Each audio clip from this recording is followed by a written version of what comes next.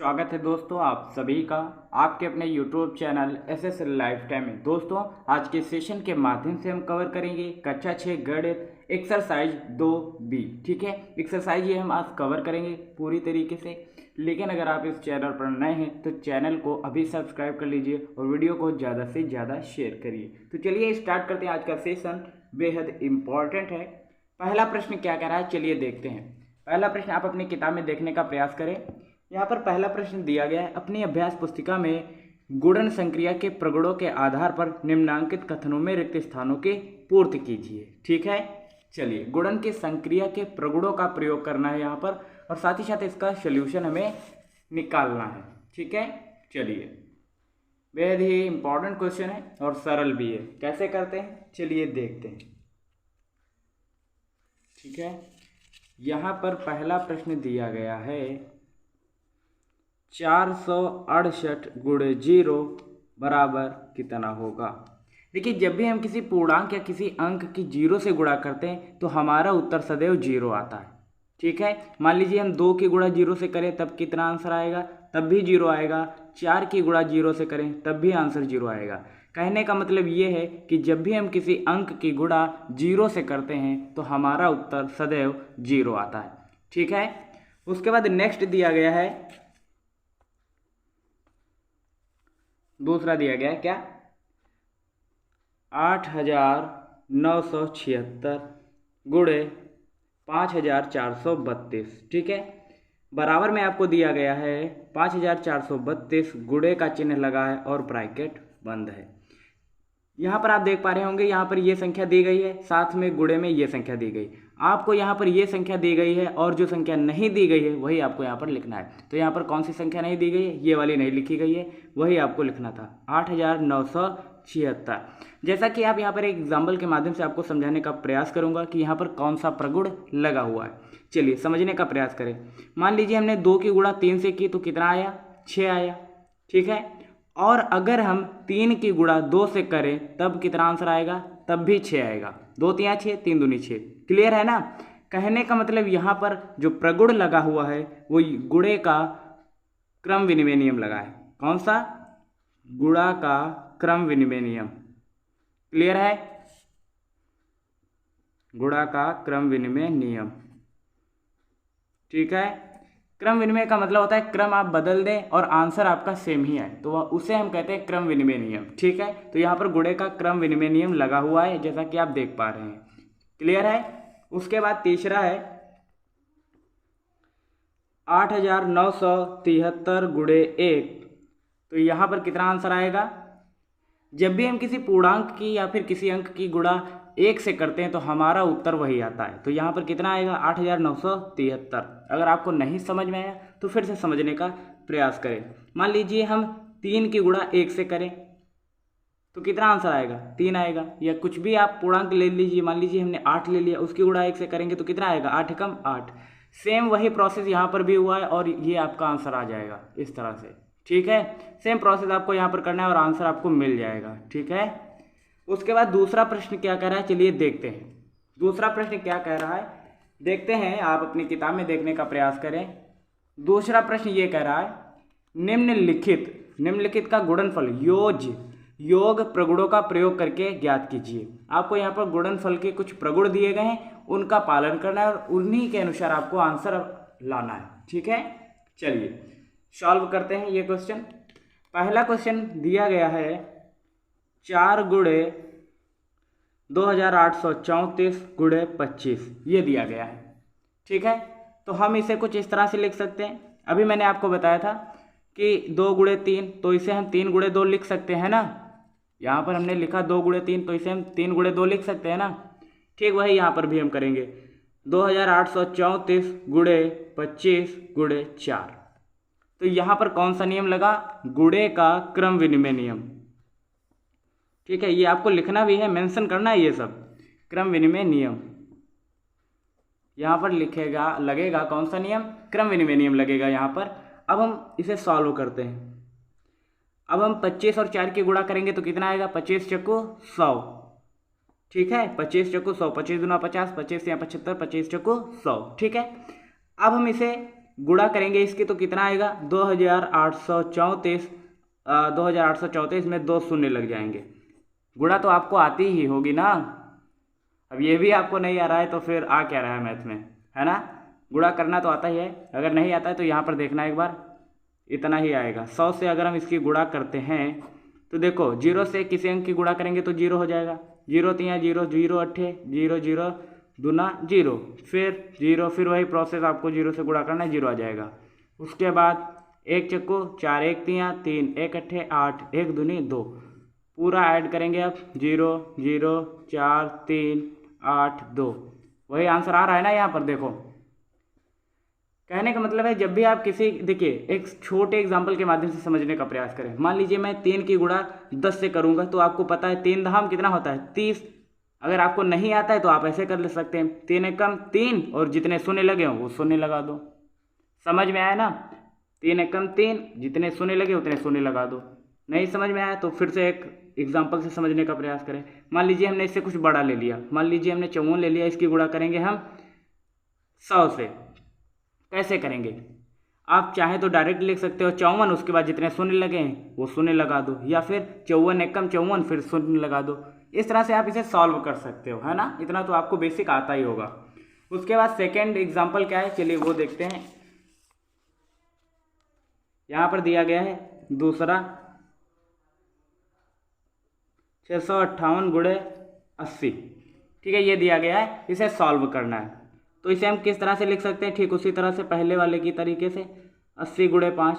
तो यहाँ पर कौन सा नियम लगा है, आंसर दीजिए। हाँ बिल्कुल सही, क्रम विनिमय नियम यहाँ पर लगा हुआ है, क्रम विनिमय नियम, ठीक है, क्योंकि हमने इसके क्रम बदल दिए, आगे पीछे लिख दिया है। अब हम इसकी गुणा करेंगे, इसे सॉल्व करेंगे। 5 की गुणा 8 से करेंगे तो 5 अट्ठे 40, और एक ये शून्य था पहले से तो वो शून्य लगाएंगे, और ये 40, ठीक है, समझ में आया ना। 5 अट्ठे 40 और ये शून्य लगाता, शून्य लगा दिया। अब हम इसकी 4 से गुणा इसका पूरा कर लेते हैं। 4 अट्ठे 32 के 2 3, 4 पंचे 20 और 3 23, 2 4 6 24, 2 26 और ये 2 शून्य। तो इस तरह से हमने इसका आंसर निकाल लिया है। आप चाहें तो इस तरह से भी गुणा कर सकते हैं 400, ठीक है, ये गुणा आपको आती होगी। आप आंसर जब चेक करेंगे तो इतना ही आएगा। ठीक है, करना क्या होता है, सिंपली जैसे हम डायरेक्ट आंसर ले आए, कैसे लाए, तो सबसे पहले आपको 2 शून्य लगाने थे, 2 शून्य सबसे पहले लिख लेना है। उसके बाद जो भी यहाँ पर अंक दिया गया उससे इसकी गुणा कर लीजिए आप। जैसे 4 अट्ठे 32 का 2 3 बचा ना हासिल, उसके बाद 4 पंचे 20, 3 23 के 3 हासिल लगा, फिर 2, फिर 4 6 24, 2 26, ठीक है। तो इस तरह से आप अपना आंसर ला सकते हो, और अगर नहीं कर पाते हो तो इस तरह से गुणा कर लिया करो, ठीक है। चलिए तीसरा क्वेश्चन अब हम इसका कवर करते हैं। जो दिया गया है वो दिया गया है 25 गुणे 4837 गुणे 40, ठीक है, इसे हमें सॉल्व करना है। और चलिए करते हैं, क्रम बदल लेते हैं। सबसे पहले 40 गुणे 25, यहाँ पर कौन सा नियम लगा है, क्रम विनिमय का नियम। ये आपको मेंशन करना होगा, तभी आपको अंक मिलेंगे एग्जाम में, समझ रहे हो ना, क्रम विनिमय नियम, ठीक है। अब आपको गुणा करनी है, 25 चक्को 100 और ये एक शून्य, ठीक है। अभी मैंने बताया था आपको, अगर मान लीजिए 10 1000 या उससे बड़े बड़े अंकों से अगर गुणा करनी है जिसमें शून्य दिया रहता है, सिर्फ और सिर्फ शून्य, तो डायरेक्टली वही आपको अंक या फिर वही संख्या आपको उतार देनी होती है। उसके बाद जितने शून्य लगे होते हैं वो आपको लिख देना होता है, और वही आपका आंसर आ जाता है, ठीक है। तो इस तरह से हमने इन तीनों प्रश्नों को कवर कर लिया। अब हम बढ़ते हैं तीसरे प्रश्न के पहले खंड की तरफ, ठीक है। इसमें क्या कह रहा है, चलिए देखते हैं, पहले समझ लेते हैं क्वेश्चन क्या कह रहा है, फिर हम इसे सॉल्व करते हैं। तीसरा क्वेश्चन कर रहा है वितरण प्रगुण का प्रयोग करके निम्नांकित में से प्रत्येक का गुणनफल ज्ञात कीजिए। इंपॉर्टेंट क्वेश्चन है, आपके एग्जाम में पूछा जा सकता है। चलिए इसे अब हम सॉल्व करते हैं। बढ़िया है क्वेश्चन ये। पहला दिया गया है 487 गुणे 1008, सॉरी 1008, फिर से लिख रहे हैं 487 गुणे 1008, ये दिया गया है। आप इसे कैसे करेंगे, यहाँ पर आपको प्रगुणों का भी प्रयोग करना है। वो प्रगुण जो भी आते रहेंगे मैं आपको बीच बीच में बताता भी रहूँगा, ठीक है। यहाँ पर 487 दिया गया है, गुणे हम इसे 1000 प्लस 8 के रूप में लिख सकते हैं। यहाँ पर योग का वितरण प्रगुण लगा हुआ है, योग का वितरण प्रगुण, आपको ये मेंशन करना होगा तभी आपको अंक मिलेंगे। यहाँ पर कौन सा नियम लगा हुआ है, योग का वितरण प्रगुण, ठीक है, ये आपको लिखना होगा। इसे हम इसे लिख सकते हैं ना, 1008 को हम इस तरह से लिख सकते हैं, ठीक है। अब हम इसकी और इसकी पहले गुणा कर लेते हैं, तो 4 8 7 और इसके बाद 3 शून्य लगे तो 3 शून्य आपको लगा देना है। फिर प्लस का चिन्ह लगा है, प्लस लगाओ, इसकी और इसकी गुणा करो, 8 सत्ती 56, 56 के 6 हासिल लगा 5, ठीक है। 8 8 64, 64 और 5 69 हासिल लगा 6, 8 चौको 32 और 6 कितना होगा 38, ठीक है। अब इसे आप जोड़ लीजिए, कितना होगा, 6 में 0 जोड़ेंगे 0, 9 में 0 जोड़ेंगे तो 9 ही रहेगा, 8 में 0 जोड़ेंगे 8 ही रहेगा, 9 में 3 में 7 जोड़ेंगे 10 होगा, हासिल 1 8 1 9 होगा और 4। आप आंसर चेक कर सकते हैं। समझ में नहीं आया तो वीडियो को थोड़ा सा पीछे या स्किप करके देखो ताकि आपको समझ में आए, बार बार देखो उसी को, ठीक है, जब तक समझ में ना आ जाए। क्लियर है ना, ठीक है। अब हम बढ़ते हैं सेकंड क्वेश्चन की तरफ और वो दिया गया है 998 गुणे 436। आप चाहें तो सिंपली गुणा भी करके ला सकते हो आंसर, लेकिन उसमें आपको पूरे अंक नहीं मिलेंगे क्योंकि उसने मेंशन कर रखा है यहाँ पर आपको प्रगुणों का उपयोग करना ही होगा, समझ रहे हो ना। अब यहाँ पर दिया गया 998, 436 दिया गया, इन दोनों की गुणा करनी है, लेकिन हम आसान कैसे कर सकते हैं, तो 998 को हम कुछ इस तरह से लिख सकते हैं, 1000 - 2 गुणे 436, इस तरह से लिख सकते हैं ना।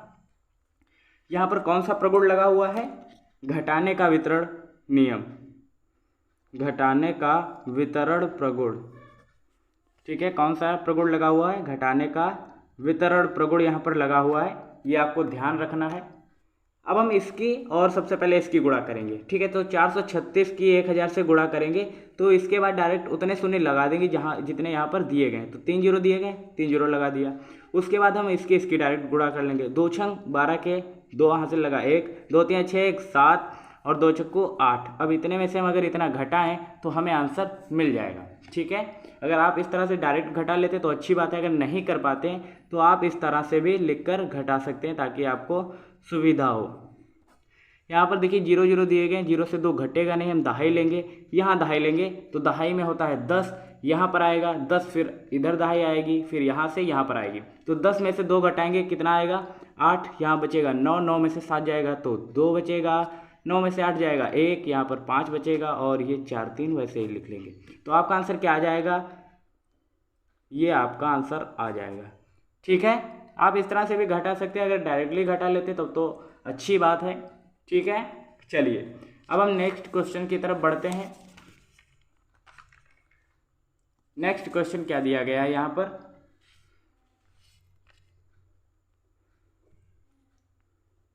67 54 गुणे 94, ठीक है, ये दिया गया है। आपको सिंपली करना क्या है, वही प्रोसेस करना है जो हम करते चले आ रहे हैं। 100 में से अगर हम 6 घटाएं तो ये देखिए बात वही लिखी, बस लिखने का तरीका हमने बदल दिया। 100 में से 6 घटाएंगे कितना बचेगा 94, ठीक है, क्योंकि हमें प्रगुणों का प्रयोग करना है ना, इसीलिए हम ये कर रहे हैं। अन्यथा की स्थिति में हम डायरेक्ट भी कर सकते थे, इसकी गुणा करेंगे तब भी उतना आंसर आएगा और इसे हम सॉल्व करेंगे तब भी उतना ही आंसर आएगा, ठीक है। हालांकि ये जो प्रोसेस हम कर रहे हैं ये वितरण प्रगुण के लिए कर रहे हैं। कौन से प्रगुण के लिए, वितरण प्रगुण, यहाँ पर ये जो लगता है ये वितरण प्रगुण के लिए लगता है। हालांकि घटा रहे हैं तो घटाने का वितरण प्रगुण हो जाएगा, जोड़ रहे हैं तो जोड़ने का वितरण प्रगुण हो जाएगा, ठीक है। अब हम इसे सॉल्व करते हैं, इसकी और इसकी गुणा करेंगे तो कितना आएगा, कितना आएगा, अब तो क्लियर ही हो रहा होगा सब। चलिए इसकी गुणा करते हैं, 6 चौक 24 2, 6 पंचे 30 2 32 3, 6 से 42 3 45 के 5 हासिल 4, 6 चरण 36 4 40। अब इसमें से इतना घटा लेते हैं तो हमें आंसर मिल जाएगा,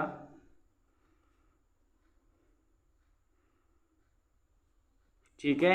चलिए माइनस कर लेते हैं, यहाँ 10 में से 4 जाएगा कितना बचेगा 6, 9 में से 2 जाएगा 7, 3 बचेगा यहाँ पर, ठीक है, तो दहाई लेंगे, 13 में से 8 जाएगा तो 8, यहाँ बचेगा 4 और यहाँ 7 में से 4 जाएगा 3 6, यानी कि 63 48 76, ये आपका आंसर आ जाएगा, ठीक है। बस इसे सॉल्व करने का तरीका ही तो आपको यहाँ पर सीखना है, जो मैं आपको सिखाने का प्रयास कर रहा हूँ। चलिए अब हम लास्ट वन क्वेश्चन देखते हैं आज के सेशन का लास्ट वन ये क्वेश्चन है, क्या दिया गया है, ये क्वेश्चन दिया गया है, कैसे सॉल्व करेंगे, ये आप ही कमेंट में इसका आंसर हमें बताइएगा, इसे कैसे सॉल्व करेंगे। ये क्वेश्चन आप सभी के लिए, ठीक है, ये होमवर्क के तौर पर ये क्वेश्चन आप सभी के लिए, आप इसे सॉल्व करके हमें कमेंट में आंसर बताइएगा, ठीक है। दोस्तों अगर आप सभी ने इस चैनल को सब्सक्राइब नहीं किया है तो अभी कर लीजिए और वीडियो को अभी शेयर कर दीजिए, क्योंकि आप बाद में भूल जाते हो। तब तक के लिए जय हिंद, नमस्कार, देखते रहिए एसएस लाइफ टाइम। मिलते हैं ऐसी नेक्स्ट अमेजिंग वीडियो में।